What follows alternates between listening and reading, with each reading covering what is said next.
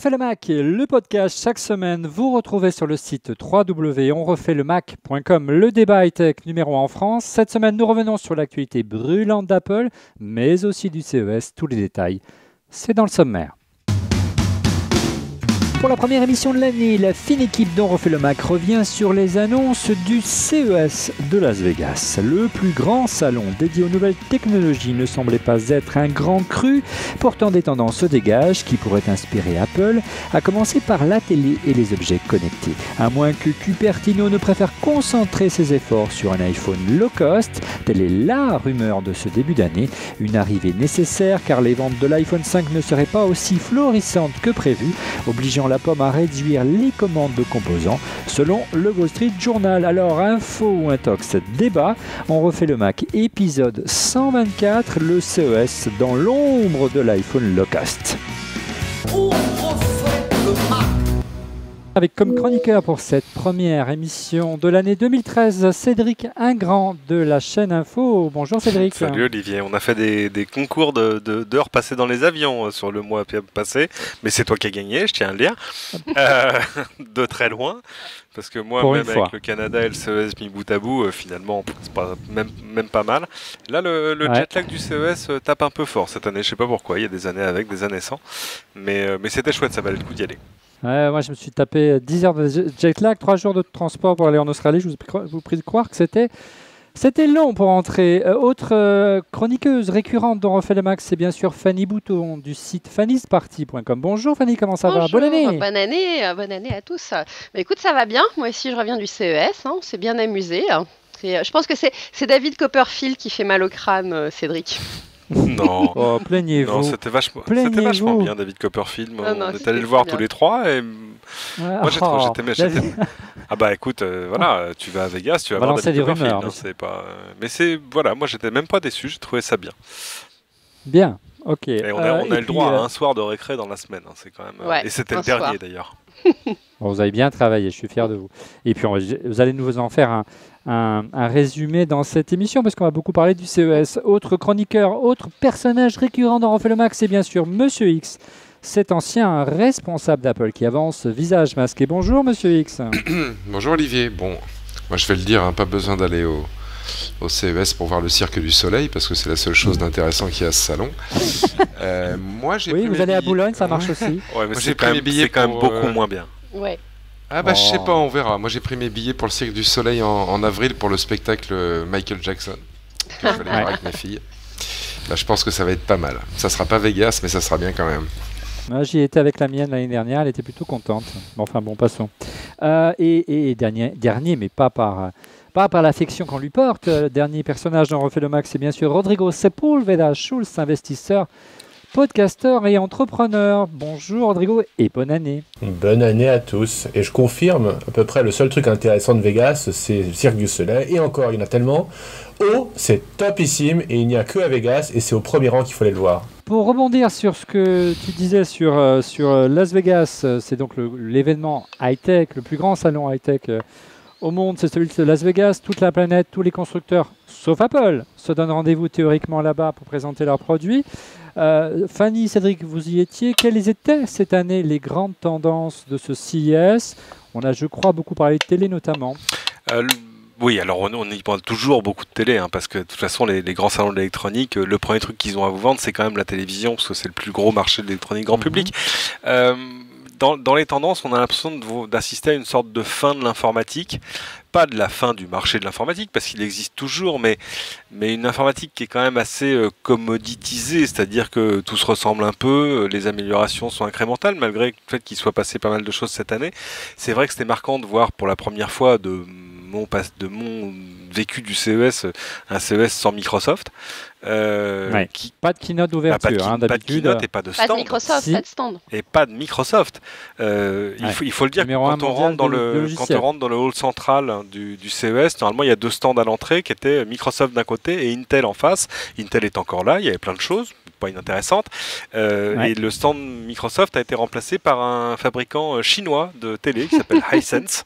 N'est-ce pas tout un symbole qui a dû payer cher pour se payer cette place-là, parce qu'évidemment c'est quand même l'un des stands les plus chers du salon. Mais voilà, je pense que Microsoft aujourd'hui, comme Apple il y a presque 20 ans déjà, mais c'est vrai qu'il y avait Macworld au même moment, donc c'est un peu compliqué, s'est dit qu'ils avaient plus besoin d'être présents là parce que tout simplement, c'est pas qu'ils aient rien à vendre, c'est qu'ils ont rien à vendre aujourd'hui. C'est-à-dire qu'il n'y a pas de nouveautés aujourd'hui ça s'inscrit plus dans leur calendrier.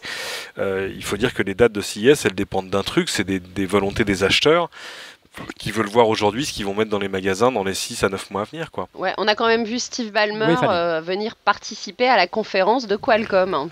Oui, mais c'était un peu le passage de relais. C'est Ballmer qui est venu pour la dernière fois pour dire voilà, allez, je faisais la keynote avant, maintenant ça va être mon pote de Qualcomm. Mais le fait en plus que ce soit Qualcomm qui fasse la keynote, moi m'étonne un peu parce que c'est qui Qualcomm, quoi. On sait qui c'est Qualcomm, mais voilà, à la limite j'aurais été moins surpris que ce soit Intel qui reprenne le flambeau, mais ou directement Samsung. Mais il y a aussi le problème, c'est que si c'est un événement américain, ça aurait été un peu curieux que ce soit Samsung voire même Sony qui fasse la grande keynote d'ouverture. Donc Qualcomm. Avant de parler peut-être de télévision, comme je vous disais en préambule, tu parlais d'un acteur chinois qui avait pris la place du stand de Microsoft. Hisense. C'est aussi une tendance importante, le positionnement, l'appétence des constructeurs chinois. On pense notamment à Huawei, je ne sais pas si je le prononce bien.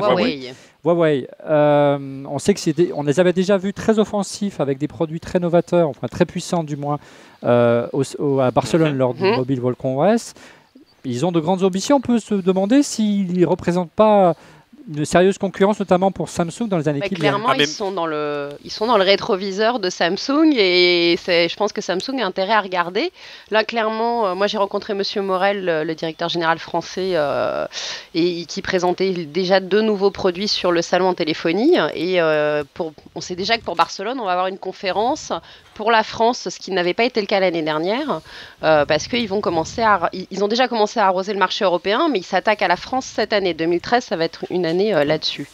Et on a entre autres vu des téléphones. Ce qui va être intéressant, c'est le W1, qui est un Windows Phone, qui a encore un processeur justement Qualcomm, mais par contre qui est un Windows Phone 8 qui devrait sortir à 200 €. Donc, Alors, ce qui est intéressant, brièvement, c'est qu'ils sont. Pourquoi je les compare plus à Samsung qu'à Apple, c'est qu'ils ont la capacité de sortir des produits qui, de A à Z, sont fabriqués par leur propre chaîne du processeur jusqu'à l'écran. Oui, tout à fait. Mais ce qui était frappant, c'était pas tant de voir qu'il y avait des exposants chinois, parce qu'ils ont toujours été un peu là, que ce soit Hisense, que ce soit TCL, que ce soit ailleurs. C'est pas que leur ambition, c'est ce qu'on voyait sur les stands. C'est-à-dire que les nouveautés de l'année, c'était l'Ultra HD, c'était etc. Bah, tout ça, là où d'ordinaire, tu allais voir les vraies nouveautés chez Samsung, chez Sony, chez LG, chez Panasonic, pourquoi pas, etc. Là, ces mêmes nouveautés, on les trouvait déjà chez les Chinois, qui avaient déjà des écrans de plus de 100 pouces en Ultra HD, qui avaient, enfin vraiment, voilà, ils avaient exactement le même niveau technologique. Alors, il n'y avait pas la même finesse de design, etc. Il y avait des choses qui ressemblaient encore un peu à de la copie chinoise. Moi, il y a un écran sur le stand TCL qui ressemblait en tout point au modèle haut de gamme lancé par Samsung il y a un an. Le même pied, la même webcam au même endroit, etc. Donc forcément, c'est assez frappant. Mais voilà, ils sont en train de faire aux Coréens ce que les Coréens avaient fait aux Japonais, c'est-à-dire rentrer sur le marché en l'orientant très très fort sur ce que fait la concurrence et en tirant sur les prix, et puis après en rattrapant avec des modèles identiques gamme contre gamme, et puis pour après les dépasser en investissant là dans le design et la R&D. Donc la télé, parlons-en, c'était ce que je disais donc en préambule de cette émission, mais peut-être avant, Fanny, une petite question Twitter. Alors non, justement, les premières questions Twitter qui arrivent, c'est des questions sur les écrans Ultra HD et OLED, qui étaient ultra présents cette année, ça c'est clair. Brièvement, Cédric, tu peux nous rappeler ce qu'est-ce que l'Ultra HD, le 4K, c'est ça, Cédric. Alors on a appelé ça le 4K pendant longtemps, le problème c'est qu'il y a le 8K après qui frappe à la porte, donc il fallait trouver un nom commercial un peu compréhensible, et donc ça s'appelle l'Ultra HD. Le 4K c'est très simple, c'est un écran qui fait 4K sur 2K en résolution, c'est-à-dire qu'il fait 8 millions de pixels de résolution, 4 fois plus que la HD aujourd'hui. Que le Full HD. Ah oui, parce que là on parle même pas de HD ready, il y a plus que, voilà, HD ça veut dire 1080p, etc. Et enfin, au moins 1080. Et bah ça se justifie parce que les constructeurs sont dans une espèce de course à la taille des écrans. Aux États-Unis, on achète maintenant couramment des écrans de 60, 65, 70 pouces parce que les prix se sont effondrés. Et l'Ultra HD permet deux choses. D'abord d'avoir de grands écrans sans perdre en densité de pixels, parce qu'évidemment si ton écran est 2 fois plus grand en dimension, il faut qu'il ait 4 fois plus de pixels pour garder la même densité. Et puis pour les constructeurs de garder un segment haut de gamme où il y a de la marge à faire. Il y a quelques soucis après, c'est qu'il faut aller chercher du contenu en 4K, en Ultra HD. Alors il y a quelques trucs. Il y a Netflix qui va faire du film en 4K, en streaming. Ça, je demande à voir. À mon avis, il faut avoir une bonne, faut avoir de la fibre. Bonne grosse connexion fibrée à la maison. Ouais. Et puis après, pour l'instant, il y a des pis-aller. Sony va donner à ses acheteurs de télé 4K, en tout cas aux États-Unis, un très joli petit serveur rond que tu connecteras à ta ligne internet et qui ira la nuit télécharger des films entiers, mais là en vrai 4K, des films Sony Pictures évidemment. Sony, ils ont aussi fait un truc un peu commentables, dirons-nous. Ils ont dit on va sortir des Blu-ray 4K. Alors attention, je m'explique. Vu que les films, ils sont échantillonnés en 4K pour la projection en salle, parce que la projection numérique en salle, c'est du 4K déjà. Bah, on va les repasser en HD, voilà. Et vu que nos télés savent transformer de la HD en 4K, toc toc badaboum, votre Blu-ray machin, ça va devenir... Ouais, bon, c'est pas aussi... Ils le disent, hein, ils disent, ah oui, c'est vrai que ce sera pas aussi bien que du vrai 4K, mais ce sera pareil, non? Non, c'est pas pareil? Eh ben non, c'est pas pareil. Non.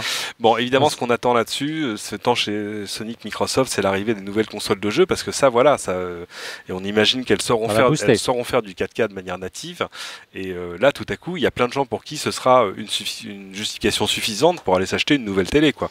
Parce que tout à coup, du jeu vidéo dans ton salon en 4K, ça déchire, quoi. De l'extérieur, monsieur Monsieur X et Rodrigo, quelle impression vous donne cette édition 2013 du CES? Assez pépère, on peut le dire, pas de grande innovation, du moins pour le moment, vu de l'extérieur, messieurs, votre impression? Vous qui connaissez bien le CES pour y avoir participé il y a quelques années notamment.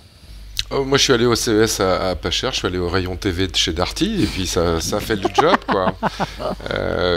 Non, enfin, bon, moi, je l'ai pas vu, donc je peux pas en dire grand-chose, mais j'ai suivi l'information, bien sûr. C'est ça, ouais.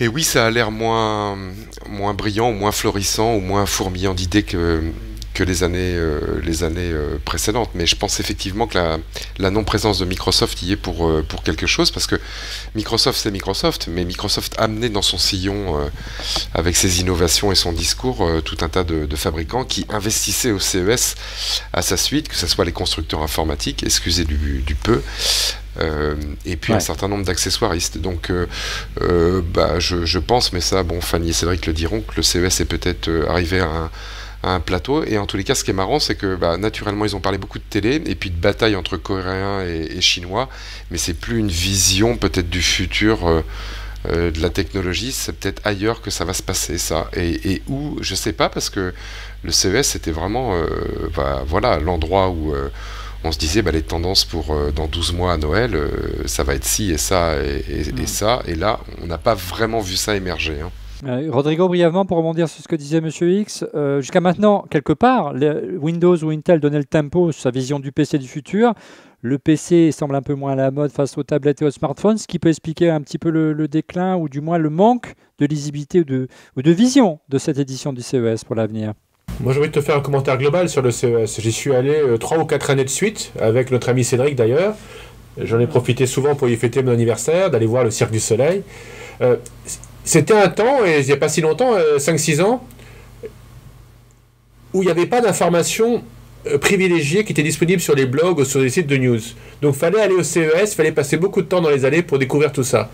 Et puis des sites comme Weblogs, Engadget, ont commencé à envoyer 5 personnes, 10 personnes, ont croisé Jason Calacanis dans la salle de presse, parce qu'on nous on se déguisait en presse à l'époque, en tant que blogueur, ont commencé à couvrir absolument tout.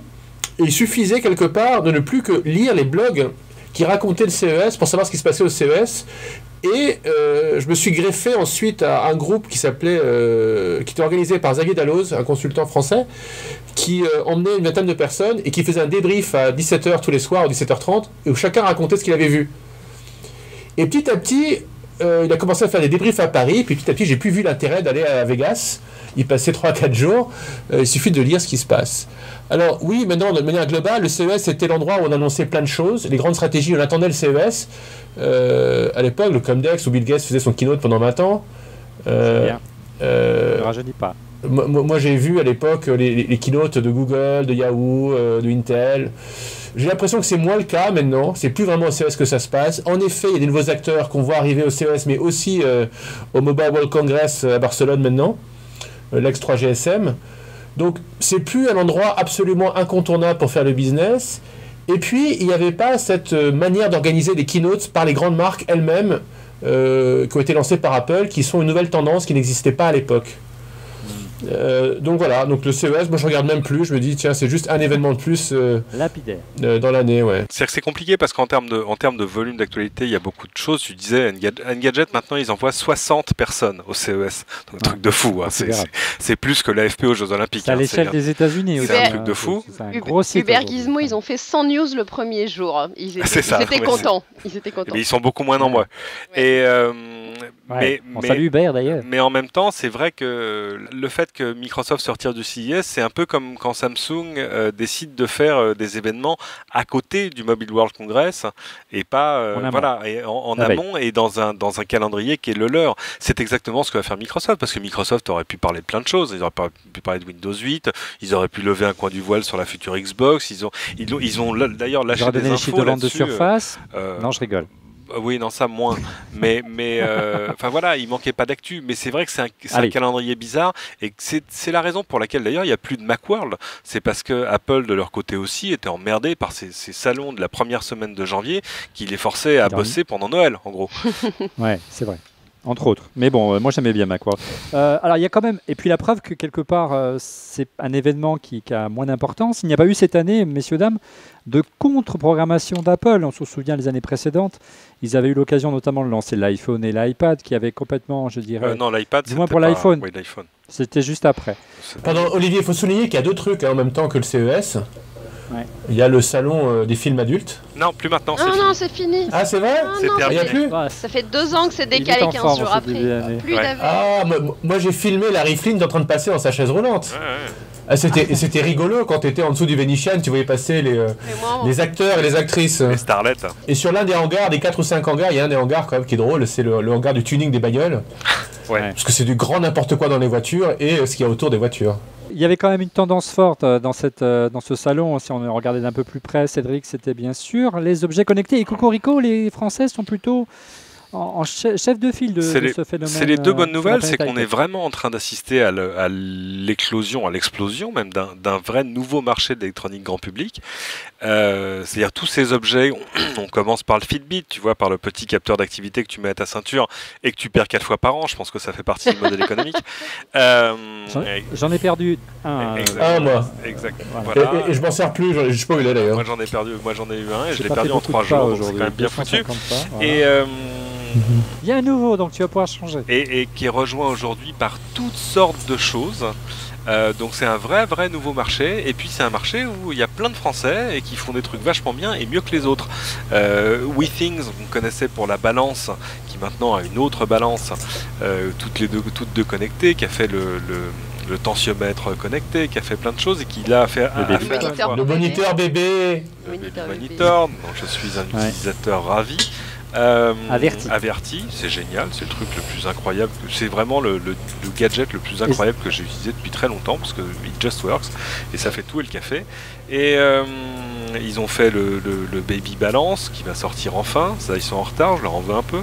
Et là ils ont sorti un capteur d'activité qui fait un peu mieux que les Fitbit parce qu'il permet de prendre sa fréquence cardiaque.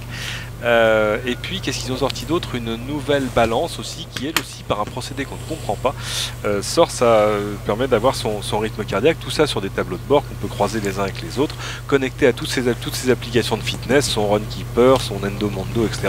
De tip top de tip top. Mais à côté de ça, on a vu sortir des choses plus surprenantes. La Happy Fork de Happy Labs, qui est une fourchette connectée, c'est français. Elle était au web. Absolument, elle était au web, mais j'y croyais pas quand on me l'a montré au web. J'ai dit really, une fourchette. Non, Mais j'y crois toujours pas, hein. C'est rigolo. Mais qui a envie d'avoir cette énorme fourchette pourrie sur sa table alors que tu as dressé une jolie table? Eh ben écoute, tu vois, c'est là où parfois on se dit qu'on a tort. C'est comme Ouais, quand je disais peut-être. que l'iPad mini serait peut-être pas pourrait ne pas être une réussite, mais c'était avant de l'avoir vu. Regarde. Ok. Non, alors que il me quitte. C'est pour le marché des obèses, en effet, US.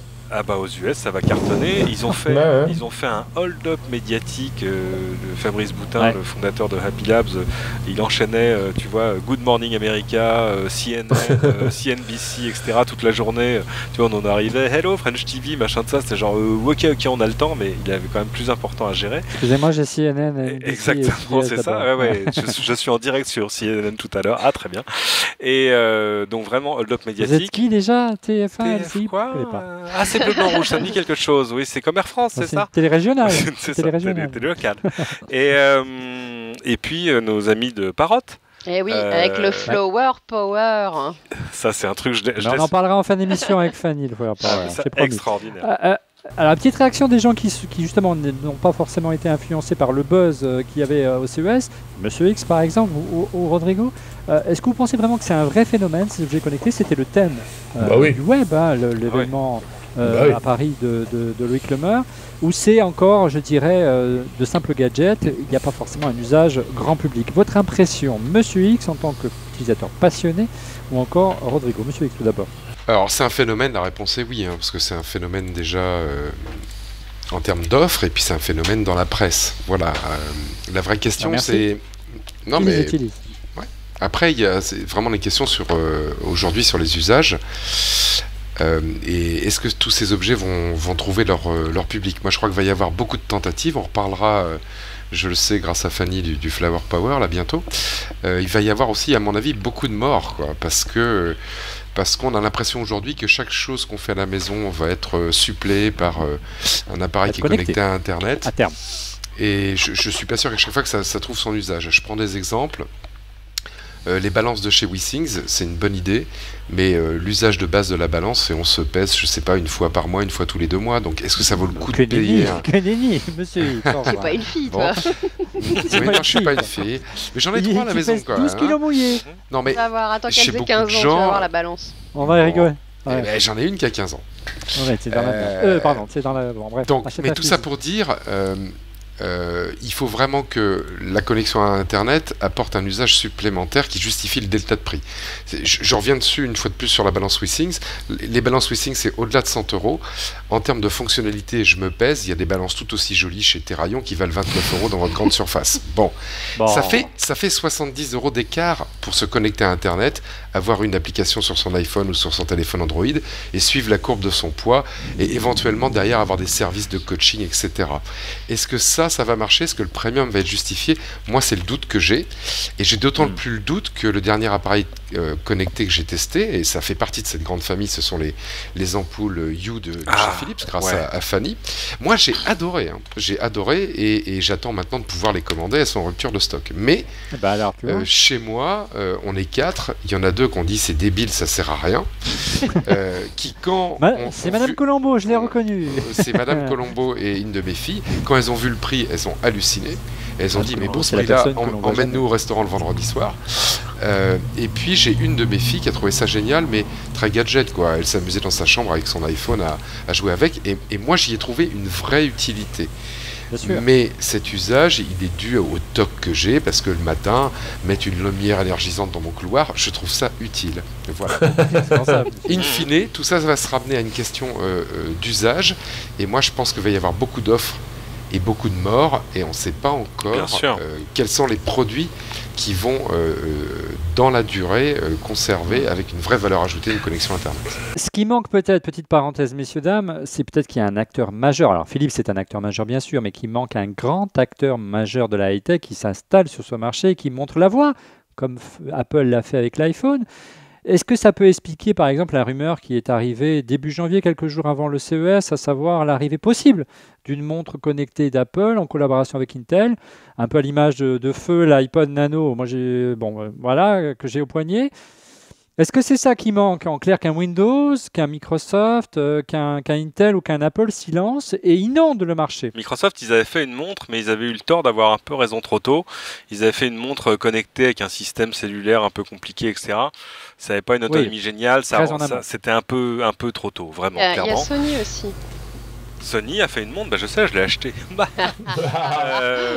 Puis après, j'ai trouvé la montre de mes rêves, donc voilà. Mais est-ce que c'est Apple qui doit le faire? C'est un peu compliqué parce que les objets connectés, c'est pas une histoire de porte-avions, c'est une histoire de flottille de petits bateaux. Et de fait, on verra lesquels arriveront à bon port, tu vois, pour suivre l'analogie de Monsieur X. En voilà un petit bateau, Cédric. C'est plus... Bah oui, voilà, mais ça, moi j'ai dit sur Twitter que, tu vois, à CES, tout le monde disait objet connecté, Internet pervasif, et Raphaël Adjian, le créateur de ce lapin, il avait raison avant tout le monde. Mais avoir raison avant tout le monde, c'est pas forcément toujours c'est souvent pas toujours une bonne idée.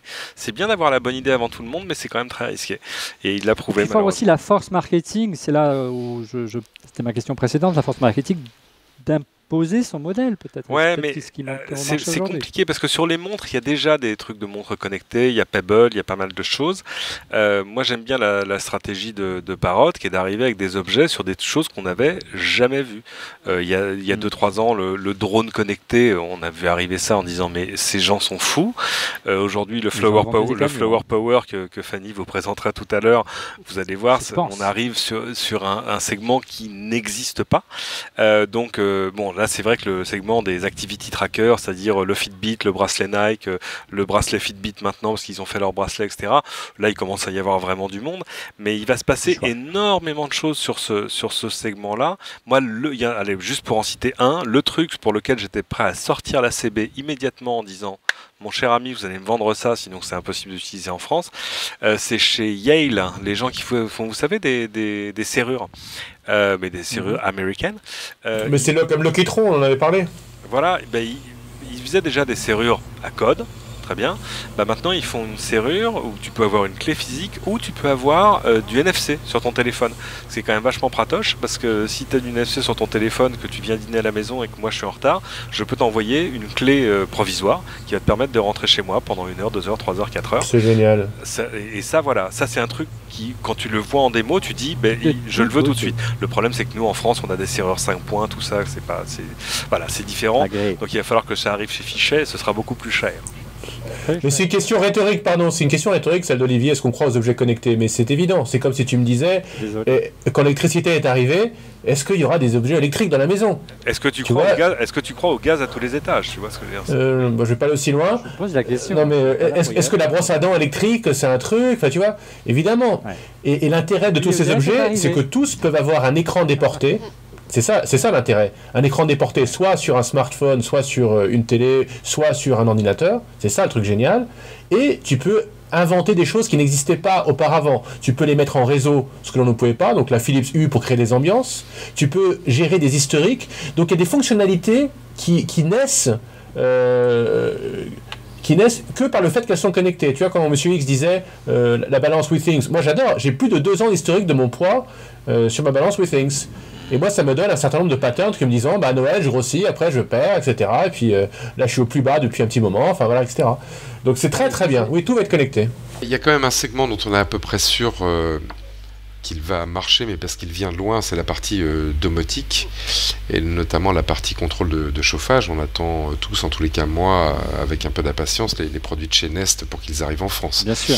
Ça, vraiment contrôler à distance la température de sa maison si on a un chauffage centralisé, ça me paraît un des prochains produits qui va se généraliser. Et d'ailleurs, il y avait Belkin qui présentait des nouvelles prises et des nouveaux interrupteurs qui sont pilotables par mail ou par smartphone, ou même si t'entends un bruit dans la chambre, ça fait clignoter les lumières au séjour pour dire que le bébé pleure. Voilà. Il y avait plein de choses. Ça pose une question sur l'administration de tous ces appareils-là. Ouais. On connaît ce marché très très bien pour les entreprises qui achètent plein de logiciels, voire des serveurs dédiés, et qui gèrent ça à la POC dans une salle blanche chez eux, puis en déport, puis maintenant en mutualisé.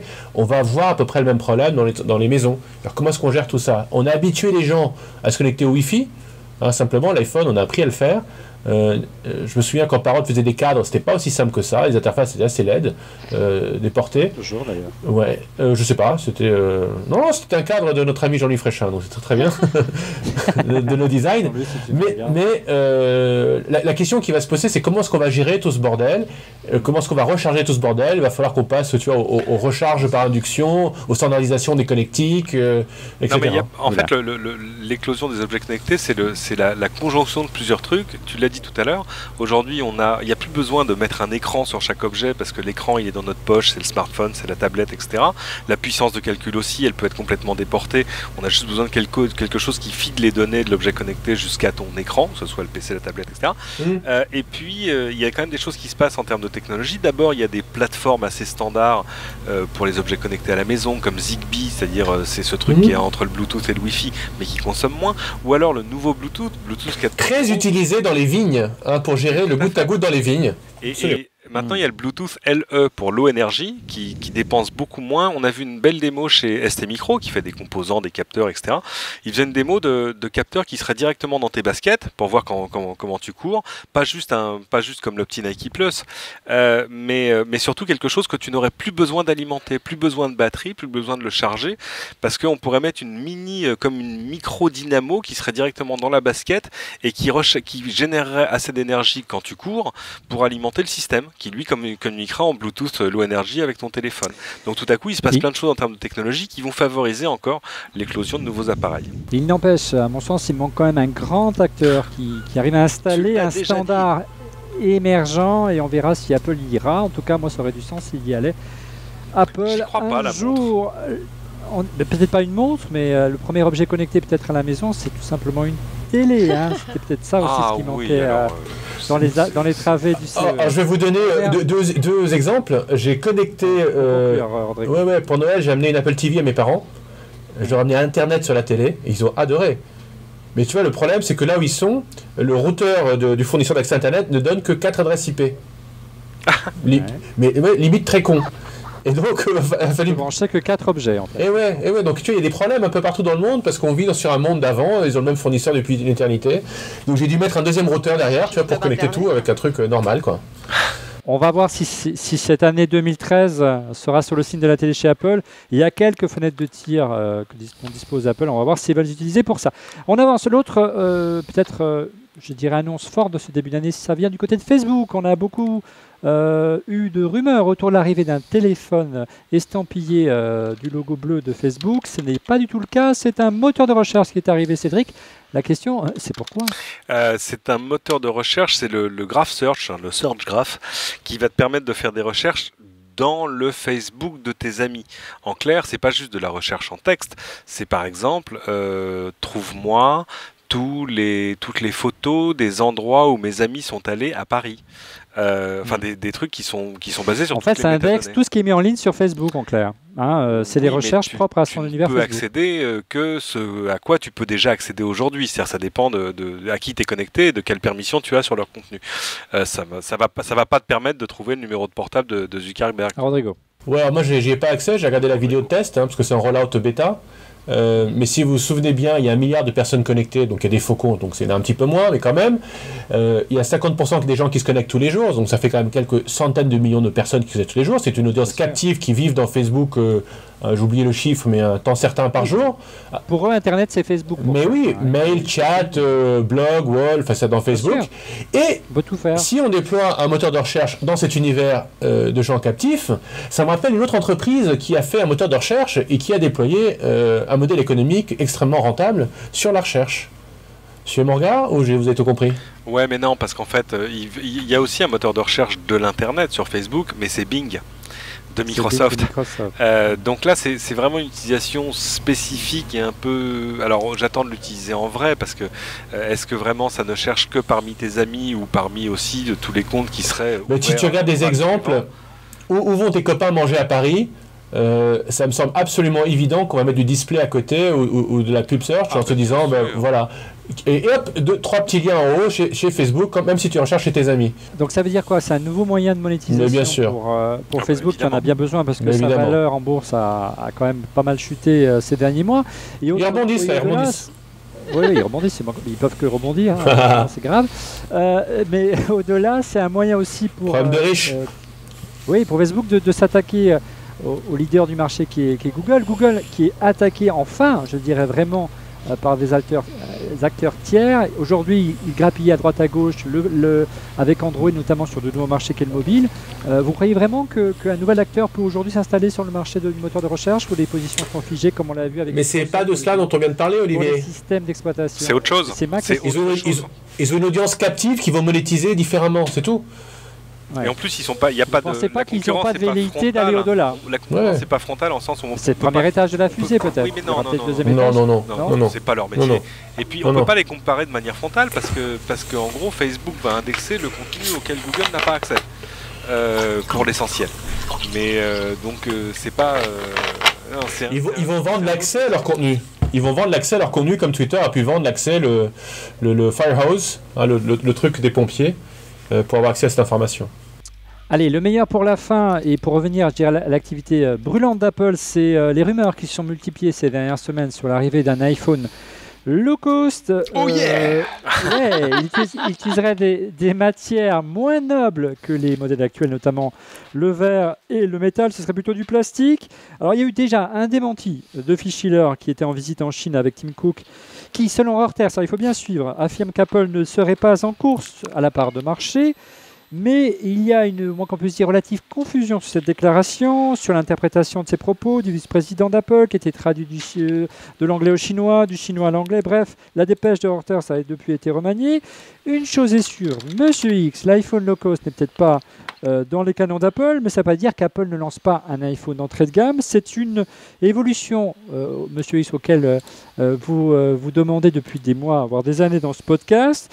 Surtout que maintenant, il y a une vraie logique à ce qu'Apple y aille, Monsieur X. Bah oui, je pense qu'il n'y a pas besoin d'être grand devin pour au moins admettre qu'Apple se pose la question depuis très très longtemps, comme ils ont eu à se la poser sur l'iPod en son temps, et puis ils ont sorti l'iPod Nano. Voilà. Donc effectivement, Apple ne cherche pas à faire de la part de marché au départ, mais à faire de la part de marché en valeur, donc attaquer le haut de gamme. Maintenant, Apple a un tel volume de chiffre d'affaires qu'ils doivent l'alimenter, continuer à produire de la croissance pour leurs actionnaires, etc. etc. Et ils ne peuvent pas le faire sans avoir ce que moi j'appelle, et j'appelle de mes voeux, l'iPhone Nano. Alors, ils ont eu cette stratégie intermédiaire qu'avait bien expliqué Rodrigo et dont on a débattu pendant longtemps. Ils introduisent un nouveau produit, l'iPhone 5, puis ils laissent l'iPhone 4 disponible à 50% et l'iPhone 3 gratuit quand on s'abonne chez son opérateur. Mais ça, aujourd'hui, ça suffit pas parce que à l'autre bout de l'histoire, aujourd'hui, Apple et son iPhone sont vraiment critiqués sur le fait qu'ils sont un petit peu en retard, peut-être en termes de techno, un petit peu en retard en termes de design. Et donc, proposer un iPhone 3GS à 0 € ou un iPhone 4 à moitié prix, c'était un bon plan, mais aujourd'hui, ça ne l'est plus.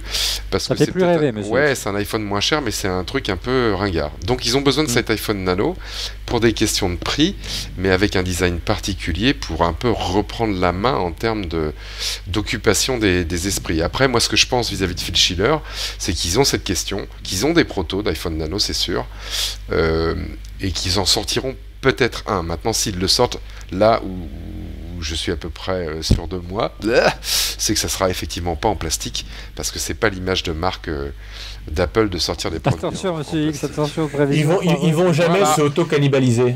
Je vous rappelle... Bah, ils l'ont fait pour l'iPad, Rodrigo. Ils l'ont fait exactement pour l'iPad.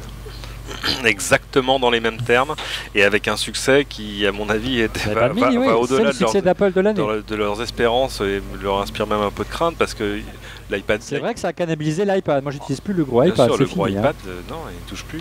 Moi, il fait télé d'appoint à la maison. Parce que bah oui. Ouais, j'allais vous rappeler qu'ils avaient sur un petit segment de leur chiffre d'affaires, 20%, ils avaient donc les ordinateurs, ils ont 90% de part de marché sur les ordinateurs à plus de $1000. Ils ont sur le mobile, ils ont à peu près 60-65% de part de marge de tous les constructeurs de téléphones mobiles. Oui. Donc voilà, donc c'est des gens qui réfléchissent à la marge et pas du tout à la part de marché. Oui, mais alors attention, parce qu'il se passe des choses sur le marché. Depuis la semaine dernière, T-Mobile, qui est je crois le deuxième opérateur américain, ne subventionne plus l'achat de ton mobile. Ça nous rappelle un marché français. Exactement, comme Free. BNU, Soch, Free et les autres. Et Red, ça y est, j'ai dit tous les 4. C'est bon, le CSA veille, c'est bien. C'est-à-dire que tout à coup, ça explique pourquoi. Attends, qu'est-ce que j'ai fait de mon téléphone? Il est là. Mais non, depuis hier, j'ai un Nexus 4. Il est vendu. Et celui-là, il est vendu directement. Il est vendu C'est le téléphone qu'on ne trouve pas dans le store. $300. 300$. Bah oui, mais le problème, C'est c'est fou. autant $300, tu peux l'imaginer pour ce qui est quand même un smartphone haut de gamme, autant c'est dur d'avaler les 500, 600, $700 d'un On est iPhone d'accord. complet. Donc, les usages, les Ce que je veux dire, c'est qu'il va évoluent. bien falloir qu'Apple adresse ce marché-là d'une manière ou d'une autre. C'est-à-dire le fait d'acquérir un téléphone premium par la subvention, c'est quelque chose qui va disparaître de plus en plus dans le monde et Apple ne peut pas rester uniquement sur le marché du haut de gamme. On le voit avec Samsung. Hein. J'ai noté quelques chiffres. 40 millions depuis le lancement du Galaxy S3, donc ça c'est du premium, même si on peut l'avoir pas cher, beaucoup moins cher qu'un iPhone 5 chez les opérateurs, notamment en France. Mais Reuters s'est procuré dernièrement les prévisions de vente de Samsung et sont plutôt bonnes, on va les avoir la semaine prochaine, on verra. Reuters tablerait sur 15 millions de Galaxy S3 vendus pour le trimestre de Noël, c'est tout de même 3 millions de moins que le trimestre précédent, c'est assez étonnant, hein, vu que normalement le trimestre de Noël c'est là où on le vend le plus d'iPhone, mais entre-temps, Samsung aurait écoulé 8 millions de Galaxy Note 2, c'est considérable. Wow. Bref, au total. Ils ont le S3 mini aussi. Il y a le S3 Le mini, S3 c'est mini, peut-être aussi pour ça. Ils ont même relancé il est arrivé un peu tardivement peut-être. Mais bon, passons. Mais ce qui est intéressant, c'est ce chiffre. Mais le premium, c'est bien, mais ce qui est intéressant, c'est ce chiffre. 63 millions de smartphones vendus. Et sur les 63 millions, il y a peut-être qu'un tiers qui sont du premium aujourd'hui. Donc aujourd'hui, le leader mondial du marché, c'est en termes de part de marché Samsung. Et pour pouvoir les rattraper, qu'on le veuille ou non, Apple n'a pas le choix que de se positionner sur des modèles un peu moins chers, pas low cost, avec l'expérience utilisateur Apple. Et après tout, Monsieur X, Apple sait faire. On le voit tous les jours avec l'iPod, bon sang. Oui, absolument. Donc moi je pense que c'est une question de temps et maintenant il faut faire un bon produit, c'est-à-dire un vrai iPhone avec peut-être moins de fonctionnalités au niveau matériel, simplifié, un stockage avec une capacité unique, mais bon, ils ont toute l'intelligence pour nous trouver le bon produit et puis aussi adresser avec ce produit réadresser, et ils ont un petit problème d'image de marque et ça leur permettrait de le faire, réadresser les populations les plus jeunes. Les plus jeunes qui seront les premiums de demain. Oui, absolument. Parce que, il y a ça aussi comme problème. Ouais, on entend dire pas mal, Apple a perdu son mojo et sa marque est moins étincelante dans les yeux des jeunes en ce moment. Bon, voilà. C'est intéressant. Hein. Oui, monsieur X. Non, et puis ça leur permettra aussi de peut-être renouveler leurs publicités qui sont quand même, je le dis une fois de plus, rond-plomb et familiales. Elles sont pas à chier, mais c'est un peu toujours les mêmes. On a des pubs Microsoft, faut pas déconner. Non, mais enfin, c'est vrai. La dernière pub qui est sortie avec les deux sœurs Vénus, enfin les deux sœurs Williams, ces deux championnes de tennis. Williams, elle est très bien. Elle est sympa comme pub. Mais ça parle à des gens comme nous. Hein. Ouais. C'est-à-dire plutôt 40 ans, excusez-moi. Moi, je me faisais la réflexion en voyant la dernière keynote et où qu'on voyait quand même sur scène s'enchaîner des gens, comment dire, Quadra. Quinca. Voilà, facile. C'est-à-dire quand même, c'était une assemblée de vieux messieurs. Hein. Et voilà. C'est sûr, par rapport à la conférence de Facebook, ça change. Hein. Ils vendent pas la même chose. On est d'accord. Moi, je suis une senior qui pense jeune. On m'a recruté pour un magazine. On m'a recruté comme ça sur un magazine. Hein. T'es même pas une senior qui pense jeune. Ils n'ont pas vu ton décolleté, hein, c'est pour ça. Ah bah oui, d'ailleurs il nous manque ce soir. Commencer l'année légèrement. Rodrigo, une petite réaction. On voit de plus en plus d'articles de presse, d'analyses qui disent aujourd'hui la marque à la mode chez la marque ou le standard à la mode chez les jeunes, ce serait plutôt Android, voire Surface. Ah bon, c'est quand même assez étonnant, Surface.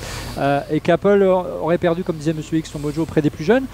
Est-ce que c'est pas un petit peu anticiper le déclin d'Apple? C'est le sujet qu'on va aborder dans un instant dans Refait le Mac, à savoir les prévisions de commande des éléments d'Apple qui seraient à la baisse. Mais n'allons pas trop vite. Est-ce qu'on a tendance à enterrer Apple un peu trop vite, un peu rapidement, selon toi, Rodrigo? Pourquoi dire que Apple n'est plus à la mode chez les jeunes? Peut-être que c'est un vrai problème de pouvoir d'achat, tout simplement. Bah oui, je vais encore faire une analogie pour nos auditeurs. Porsche a toujours sa superbe marque, mais tu t'achètes une Clio si tu peux, voire une Kangoo. Enfin, Porsche Donc, voilà. n'a jamais eu 30% du marché. Hein. Mais c'est la boîte, le constructeur automobile le plus rentable au monde. Donc tu vois, c'est pareil. Il faudra faire un choix, c'est-à-dire qu'il y a quand même... Oui, écoute, les jeunes, ils n'ont pas accès à Apple parce que ça coûte très cher, ou alors ils ont accès à un vieux modèle qu'on leur a donné par le frère, la tante, le père ou la grande sœur. Donc effectivement, ils se rabattent sur ce sur quoi ils ont accès, ce que leurs copains ont aussi. Et donc c'est un effet, voilà, mais ça ne veut pas dire qu'ils ne passeront pas à Apple un jour ou qu'ils ne pourront pas passer à Apple un jour. Alors, c'est tellement mieux. En tout cas, le Wall Street Journal, qui a beaucoup fait parler de lui en ce début d'année, a révélé qu'Apple aurait travaillé sur ce projet d'iPhone mini ou d'iPhone nano cher à Monsieur X depuis 2009 et aurait finalement écarté le projet au moment du lancement de l'iPhone 4 et aurait préféré mettre en avant l'iPhone 3GS. Est-ce que ce ne serait pas, pour entrer de gamme, est-ce que ce ne serait pas véritablement là l'erreur qu'aurait commis Apple ces dernières années, plutôt qu'un manque d'innovation, de ne pas avoir attaqué ce marché de l'entrée de gamme qui aurait permis à, d'endiguer la montée en puissance d'Android? La réponse dans les années qui viennent. On a beaucoup parlé du Wall Street Journal, on a beaucoup parlé d'iPhone et d'Apple, avec un autre article qui a beaucoup fait parler de lui. C'est celui donc encore du Wall Street Journal et du Nikkei qui annonce une baisse de production de l'iPhone 5, annonçant qu'Apple divisait par 2 ses commandes, notamment d'écran pour l'iPhone 5. Ça a été un choc important sur la planète financière, puisque ça a provoqué une chute de 3,5% de l'action Apple à Wall Street, passant même sous la barre des $500 durant la séance. C'est inquiétant, selon vous, cette annonce qui n'est pas officielle d'Apple, cette soudaine baisse de besoins de composants chez Apple? Bah, c'est vrai que bon, c'est pas rassurant parce que c'est quand même maintenant le gros de leur business. Hein. C'est pas, c'est-à-dire, tu vois, à la limite, si on avait dit tiens, l'iPad mini se vend un peu moins bien que prévu, on aurait dit ah ouais bon, ok. L'iPhone 5, c'est le flagship du flagship du truc qui se vend le mieux et qui leur rapporte le plus d'argent. Donc voilà. Ouais. Mais de là à dire que la production va être divisée par 2, il ne faudrait pas exagérer non plus. Ah bah s'ils commandent 2 fois moins de composants, la production va être divisée par 2. Ouais. Voilà. Mais d'écran, peu importe. Non. Ils vont faire des iPhones sans écran? Non. Alors non. Ah bah, d'abord, ça n'a pas été confirmé par Apple, je sache. Et tu penses qu'Apple allait se jeter sur son téléphone pour dire oui, nous confirmons? Non, d'abord parce que et puis parce qu'ils ont une période d'earnings, il va y avoir l'annonce des résultats dans... On a la réponse dans quelques semaines, mais il y a quand même une note... Non, à la fin du mois, là. Ouais, il y a une note qui a été publiée par le cabinet d'analyse Wedge Partner, qui parle carrément à demi-mot de manipulation de cours par cette annonce. Je cite, cela crée une opportunité pour certains à se porter à cœur d'action Apple avant l'annonce des résultats annuels qui aura lieu la semaine prochaine. Ouais, tu sais, prochain. Attention, Steve a été retoqué pour des stock options antédatées. Faut pas oublier. Ça va en prison aux US direct, ils rigolent pas du tout là-dessus. Là, c'est le Wall Street Journal, ils sont quand même habitués à prendre des précautions avant d'annoncer ce genre de choses. Donc... Bon, enfin pour l'instant, si tu veux, si Apple avait dû dire quelque chose, ça aurait été peut-être démentir en disant désolé, nous voyons forcés de démentir. Je pense aussi, oui. Il n'y a pas eu de démenti non plus. Donc ils mettront les points sur les i au moment de leur conférence, mais c'est compliqué. Mais ça ressemble pas à une bonne nouvelle. Bah, franchement, j'en sais rien du tout. Moi, je crois qu'il faut attendre les résultats de fin de mois. De la semaine prochaine. Voilà. Le 23 janvier. Les fuites qu'on a toujours sur ce qu'on appelle le booking, c'est-à-dire la prise de commande de pièces détachées ou sur les approvisionnements en général, ça révèle pas la situation à un instant T, mais ça révèle ce que Apple prévoit qu'elle soit dans peut-être 2 mois, 3 mois, 4 mois ou 5 mois. Ça dépend quelle est leur longueur d'approvisionnement. Donc quand on entend peut-être un fournisseur ou une fuite d'un fournisseur qui dit « Tiens, moi on m'a coupé des commandes », on peut pas savoir si c'est Apple qui anticipe une demande moins forte dans 2 trimestres, et puis surtout on ne peut pas anticiper quelle est la raison. Est-ce que c'est parce que effectivement la demande est moins forte ou un nouveau modèle va sortir? Voilà. Et comme avec Apple, on ne peut pas discuter de ça avec les gens de chez Apple, c'est très difficile de clarifier. Moi, ce que je note quand même, c'est que je pense qu'Apple est un peu gêné de ces nouvelles qui traînent et essaye de faire des contre-feux. Ils l'ont fait 2 fois là, dans les 2 derniers mois avec des communiqués de presse. Et ces communiqués de presse étaient toujours sur le même thème. Un premier en fin 2012 qui disait « Ça y est, l'iPhone 5 est disponible en Chine ». Et puis un deuxième cette semaine qui a dit « Ça y est, l'iPad 4 et l'iPad mini est disponible en Chine ». Ce qui veut dire on va avoir de la demande qui va repartir et ça va permettre de faire un contre-feu et de ne pas voir notre action qui est ballottée comme elle est. Voilà, on y verra un petit peu plus pour les résultats fin de mois. Alors, un petit rappel, l'année dernière, à la même période de Noël 2011, Apple avait écoulé en l'espace de 3 mois 37 millions d'iPhone. Alors, on ne sait pas les modèles exacts, mais évidemment, le fer de lance, c'était le 4S. On verra si la semaine prochaine, on aura le résultat d'Apple, si Apple a fait mieux. Il y a évidemment des prévisions, des oracles sur le web qui annoncent des chiffres, différents chiffres. Il y a CNN qui s'est amusé début janvier à réunir les prévisions de 57 analystes financiers. Voilà sur quoi il table, 49,55 millions d'iPhone sur les 13 derniers mois de l'année. On va voir, ça ferait 34% de plus que l'année dernière. On aura la réponse dès la semaine prochaine. Fanny, peut-être une question Twitter. Alors, on avait une petite question de Cédric Tessier qui demandait à Monsieur X ce qu'il pensait du départ de Jerry McDougall et s'il connaissait Jim Beam, son remplaçant nommé ce jour. Jerry McDougall, c'était le numéro 2 de la division retail qui s'occupe donc des magasins Apple, des fameux Apple Store. Je le connais pas et j'ai rien à dire de cette news. Ce qui est un peu surprenant, c'est que il part, son patron est parti. Et son patron s'est fait virer. C'était un Anglais qui était en place depuis 6 mois parce que l'historique qui avait mis en place les Apple Store était parti, je sais plus, chez Macy's, je crois, devenir PDG peut-être de Macy's aux États-Unis. Donc il n'y a pas de constance dans la division Apple Store et ça c'est peut-être ça le truc inquiétant. Après Jim Beam, son remplaçant. Ça cherche un peu, hein. Ouais, je le connais là. Enfin, je le connais. Je l'ai croisé dans ma vie chez Apple. Ouais. Et voilà. Et Jim Beam, c'est un personnage haut en couleur. Parce que c'était ce qu'on appelle en français le contrôleur de gestion. Donc le monsieur qui surveille combien les filiales, notamment, dépensent pour leurs frais généraux, les notes de frais, les trucs comme ça. Tu m'étonnes que tu l'aimais pas celui-là. Tiens. Ouais. Donc voir débarquer Jim Beam, c'était jamais une bonne nouvelle, que ce soit à Paris ou à Londres au siège européen, si vous voyez ce que je veux dire. Je ne vois pas, non. Victor Nettoyeur. Bon, ce qui veut quand même dire une chose, c'est que Jim Beam est un historique, et d'aller le mettre en numéro 2 de la division retail, c'est pour assurer de la continuité. Dernière petite chose avant de passer au coup de cœur concernant le concours organisé par Cobuzz qu'on a organisé juste avant le début juste avant les vacances de Noël. On a pas eu le temps de débriefer, on a été un peu bousculé entre les vacances, le retour, la grippe, etc. Donc on vous donnera le résultat la semaine prochaine. Quant aux gagnants du concours Libon, on pense à eux également. Ils devraient recevoir leur code et leur lot très rapidement. Voilà, on passe tout de suite aux questions Twitter. Non, pas du tout aux questions Twitter, mais au coup de cœur. Les coups de cœur, on commence tout de suite par Cédric qui est très pressé. Cédric. Alors, le premier, c'est sur Kickstarter, toujours cette plateforme qui permet de financer vos projets fous. Ça s'appelle Projecteo. Dévoilé dans Refait le Mac par votre ami Rodrigo, bien sûr. Ça s'appelle Projecteo. Laissez finir Cédric, il est pressé. Il a découvert l'Amérique, tout ça. Ça s'appelle Projecteo. Columbus. Avec les ancêtres vikings. L'idée, c'est de prendre vos photos sur Instagram, par exemple, et de les transformer en un objet physique. Donc Projecteo, c'est quoi? Regardez, c'est le plus petit projecteur de diapo du monde, tout mignon, juste avec une petite diode, et vous choisissez sur une appli mobile ou sur le web vos photos préférées, ça les transforme en une petite roue de diapo, toute petite, vraiment grande comme ça, que vous allez mettre dans votre mini projecteur qui va vous coûter, selon le prix que vous payez, 20-30 $, et vous pourrez avoir plusieurs roues pour projeter vos photos sur le mur. Enfin, je trouve ça mignon comme tout, c'est un joli projet hardware, et vous pouvez aller vous le précommander sur Kickstarter. Si je m'abuse, Monsieur X, tu nous avais pas fait un truc là-dessus juste avant les Noëls? Ouais, j'en ai parlé un peu, ouais. C'était quand il était au Canada. Mais je suis ravi que Cédric ait la même opinion que moi. Mais alors, allez, ça va. On regarde, Cédric. Soit d'accord. Deux autres choses qui elles ne sont pas dans le commerce. La première, c'est un truc qui m'a ahuri.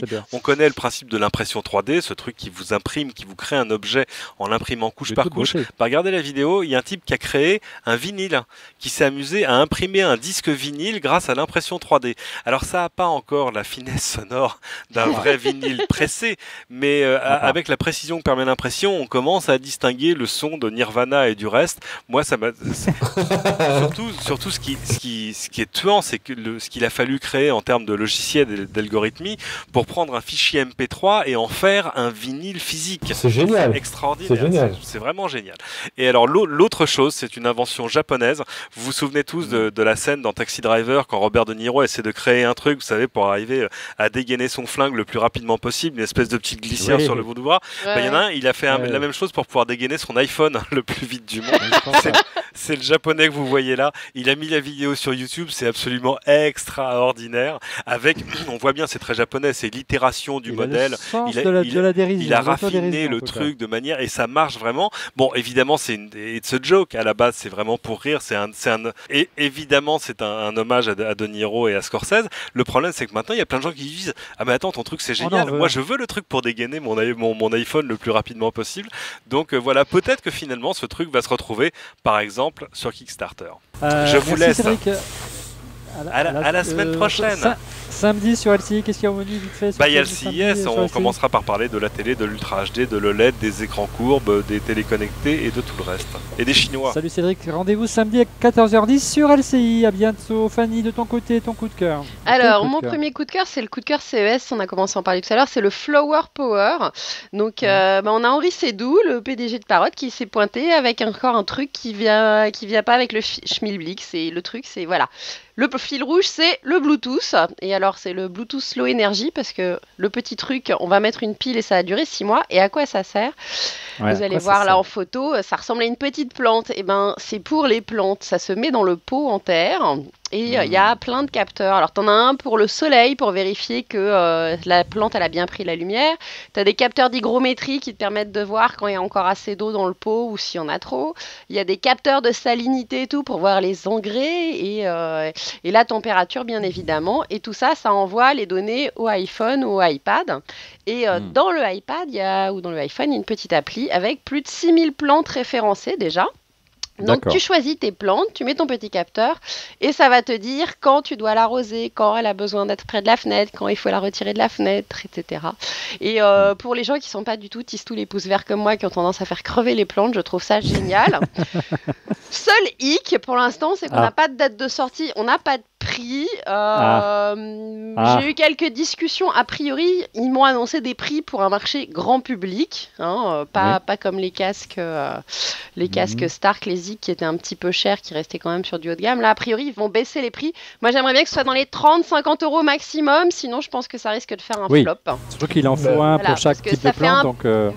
Et chaque pot, moi j'ai 4 rosiers, j'ai un ficus, non, tu peux bouger ton capteur tous les 48 heures de pot pour avoir les courbes de tes différentes plantes, mais c'est un peu chiant. C'est vrai que l'idéal c'est d'en avoir un dans chaque pot et de pas te poser de questions. On verra à suivre le prix. C'est génial. Voilà. Donc ça c'était mon premier capteur, mais franchement je trouve que voilà, puis en plus c'est la surprise, c'est que premier voilà,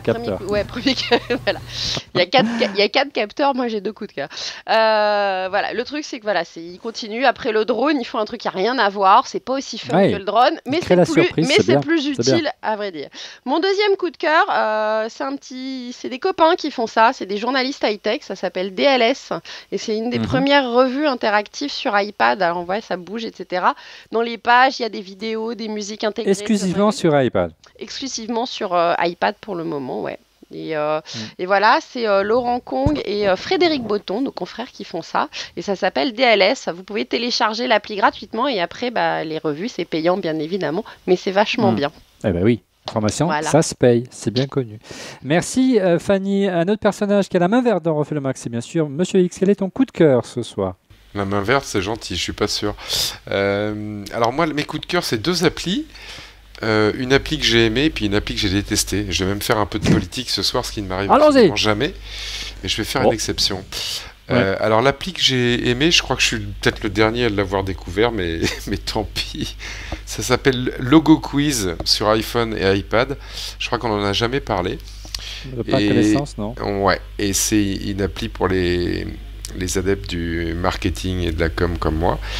Et Logo Quiz, c'est tout simplement 6000 logos d'entreprises qui sont référencés, des connus, des moins connus. Et puis vous devez deviner et quels sont ces logos et rentrer le nom de l'entreprise auquel ça correspond. C'est fait par niveau, comme ça vous avez des bonus. Et c'est très très sympa, c'est surtout très très addictif. C'est un petit peu comme Tetris. Une fois qu'on a commencé, on a envie d'aller au bout. J'ai découvert ça à Noël, c'est sympa. C'est vraiment l'appli parfaite pour les salles d'attente ou pour les temps de transport. Ouais. Et puis, elle est traître, parce qu'il y a des marques, je veux dire, si tu oublies l'apostrophe ou tu vois les McDonald's, je sais plus c'est MC ou pas Mac et tout, donc faut bien. Ouais, mais alors celle que j'ai, moi qui est vraiment Logo Quiz, maintenant il y a un petit indicateur qui te dit vous n'êtes pas loin et vous avez fait une faute d'orthographe, donc ça te met sur la piste. Ouais, mais il y en a, j'ai passé 20 minutes à chercher l'orthographe. Bon, moi il y a surtout beaucoup de logos que je connais pas, donc et comme il n'y a pas de moteur de recherche image aujourd'hui, on peut pas trop tricher, à moins d'acheter des cheat codes comme on dit. Et puis l'appli qui me plaît pas, je l'ai pas essayé, mais elle me plaît pas quand même. C'est une appli que nos amis entre guillemets américains de la NRA, donc de la je l'avais en coup de gueule. Rifle Association ont sorti, donc les gens qui défendent évidemment avec l'amendement 2 de la Constitution américaine que chaque personne peut se protéger pour sa sécurité et qui donc s'oppose un petit peu depuis très longtemps à tous les présidents des États-Unis pour contrôler le commerce des armes aux États-Unis, qui n'ont rien trouvé mieux que de sortir une application sur iPhone et iPad pour s'entraîner à tirer. Bon, alors moi ça je trouve ça nul, mais ce n'est que mon avis personnel. Là où j'ai vraiment envie de piquer un coup de gueule, c'est qu'Apple a été capable de refuser des tonnes d'applications parce qu'on voyait un demi-téton nu ou un 3/4 de fesse de profil sur une photo d'Apple. Ou une souris d'Apple. Comme l'application, on refait le Mac, et il nous a joué les prudes et les pudibondes avec des histoires de moralité sur les fesses. Par contre, quand le NRA sort une application pour iPad et iPhone pour apprendre à mieux tirer avec des achats in-app où vous pouvez acheter des Colt, vous pouvez acheter des fusils mitrailleurs pour être sûr que vous saurez bien tirer avec n'importe quel type d'arme, et ça me fait chier. Et je dis Apple, vous n'êtes pas terrible sur ce coup-là, et la NRA encore moins. Oui, et puis c'est loin des idées plutôt démocrates, dirons-nous, de la firme à la Parce que du coup, je vois pas en quoi ça sert à protéger les gens de s'entraîner à tirer sur iPad ou iPhone. Par contre, ça va tomber entre les mains des enfants. Ça, c'est sûr. Merci, Monsieur X. Rodrigo, tes coups de cœur ce soir? J'avais le même coup de gueule que Monsieur X. Le même, je l'ai vu passer le truc de la NRA. Malheureusement, effectivement, l'amendement 2 de la Constitution américaine suppose cela, donc on ne pourra pas l'enlever. Mais le problème, c'est que il censure plein de trucs liés au cul, ou alors à peine à la sensualité, alors qu'il laisse passer ça. L'argument, c'est qu'effectivement... C'est plus sur la forme que sur le fond, dirons-nous, de manière générale. C'est-à-dire qu'il y a Call of Duty à côté. Il y a Uncharted, dont tu peux acheter à peu près tous les Uzi, les M16 et tout ça du monde. On ne peut pas enlever les armes comme ça, et on ne peut pas leur empêcher de s'exprimer d'après la loi américaine. En revanche, qui continue à faire un blocage sur des trucs complètement stupides de sexe... c'est très très chiant. Moi je vais vous parler du coup plus que de 4 coups de cœur. Le premier, on en a déjà parlé, c'est Google Maps, la nouvelle version sur iPhone. Je m'en suis servi pendant les vacances pour naviguer. Ça change, hein. C'est génialissime. Je l'ai mis, j'avais loué une Alfa Romeo qui avait exactement l'emplacement pour mettre l'iPhone devant moi. C'est génial, ça s'adapte en temps réel, ça zoome, ça dézoome, ça te montre où aller, c'est très précis, ça te donne la voie. Alors TomTom, au revoir, tellement c'est super bien. L'appli Google Maps, magnifique pour conduire. Top. Bon, vous avez vu que cette semaine, il y a un garçon qui s'est donné la mort, 26 ans, qui était l'un des cofondateurs de RSS à 14 ans. Et donc pour le rendre hommage à Ron Schwartz, je vais vous parler d'un petit lecteur pour RSS pour iPad, qui est tout mignon, très très beau, je vous le conseille, ça s'appelle Skin. Alors Skim N-App, SKIMNAPP.com, c'est très joli. Si vous lisez encore les flux RSS, c'est vachement bien. Après, j'ai 2 coups de cœur qui servent à rien, comme d'hab. Ça mérite d'être clair. Vous êtes déjà allé à un événement, un anniversaire, au CES, enfin vous voyez, et vous êtes 4 loustiques à filmer la même chose, mais vous êtes à 1 mètre l'un de l'autre. Puis du coup, il y en a un qui filme le haut, l'autre qui filme le bas. Tu vois, Pamela Anderson en Australie, il y en a un qui l'a filmé de loin, l'autre qui l'a filmé que le visage, que les seins. Et bien, il y a une appli qui vous permet en temps réel de filmer tous ensemble et de restreamer tous ensemble la vidéo que vous filmez. C'est cool, non? Oui, c'est genre Final Cut Pro en live sur iPhone. Trop bien. Ouais. Ça s'appelle Streamweaver et c'est gratuit. streamviewer.com. Et la tagline Split Screen Video Recorder. Trop bien. Bien, coup de cœur, Rodrigo, allez. Bon, vous vous souvenez la blague, hein, c'est que Rodrigo représentait 3% de Flickr. Mais ça fait... Ce qui est vrai. Mais non, ça fait... non, mais ça fait longtemps que j'ai pas uploadé de photos sur Flickr. Je devrais d'ailleurs. Tu devrais parce qu'il y a une nouvelle appli.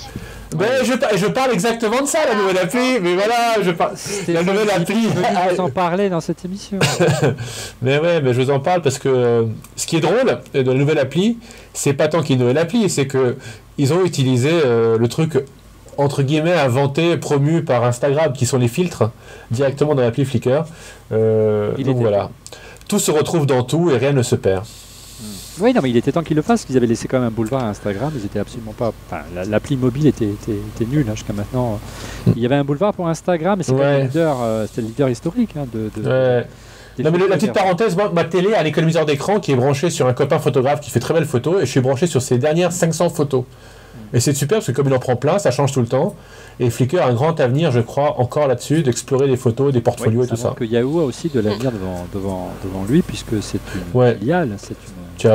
Au-delà des photos de soirée où tu es bourré sur Facebook. Bien sûr, merci Rodrigo. De mon côté, pour une fois, c'est plutôt rare en ce qui me concerne, une appli iPad, un jeu, ça s'appelle Storm Raider. Je ne sais pas si vous connaissez les amis. C'est un jeu où vous pilotez une multitude d'avions de guerre de la Seconde Guerre mondiale, que ce soit en Europe ou dans le Pacifique.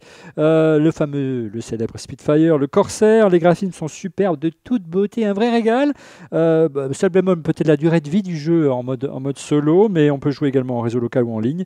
Bref, du bonheur en barre. Storm Raider d'Atypical Games pour iPad et iPhone, 4,49€ sur l'App Store. Et l'autre coup de cœur, c'est une exclue dont on refait le Mac. Regardez, qu'est-ce que c'est ça à votre avis? C'est quoi alors? C'est de toute beauté. Regardez. Moi je sais, parce que j'ai lu. Je sais, c'est un attrape-poussière. Non. C'est pour faire griller les steaks. T'as des jolies marques pour les steaks, regarde. Alors il y a un indice, regarde. Il y a un indice. Non. C'est un disque dur de chez Lassie. Oui, alors ça a été présenté au CES. Ils ont eu déjà la gentillesse de nous l'envoyer pour cette émission en exclusivité. C'est le prochain disque dur, ou c'est le nouveau disque dur de chez Lassie, le constructeur français de disque dur, avec un design vraiment très original façon Stark. Il est assez lourd, hein, on dit, c'est lourd. Hein, c'est presse-papier aussi, ouais. Ouais, c'est de la bonne camelote. USB 3 4 Tera tiré à 1000 exemplaires uniquement, donc série limitée. Le dernier disque dur de la scie, il s'appelle le Blade Runner, tiré à seulement 1000 exemplaires. Donc il ne va pas avoir des masses sur le marché, ça va être un collector. Voilà, merci beaucoup messieurs, dames d'avoir participé à ce 124e numéro dont on fait le Mac. Vous retrouvez Cédric dès samedi sur plein écran. Fanny, dès la prochaine Fanny's Party, c'est quand la prochaine Fanny's Party Le 29 janvier au Hard Rock Café et on fête les 10 ans. Ça ne rajeunit pas ma chère Fanny. Nous, toi avec tes 27 ans, il n'y a aucun problème. On va dire. Alors, on y sera. Vous retrouvez Rodrigo et Monsieur X sur leur Twitter, @Rodrigo, @TrueMrX. Et quant à nous, on se retrouve dès la semaine prochaine. Je ne peux pas envoyer mes feuilles à l'écran puisque c'est un iPad mini, mais le courrier, elle a été dure, croyez-moi, à enregistrer cette émission. Malgré la fièvre de la grippe, mais on y est réussi. J'espère que vous avez pris du plaisir à la regarder. À la semaine prochaine. Au revoir.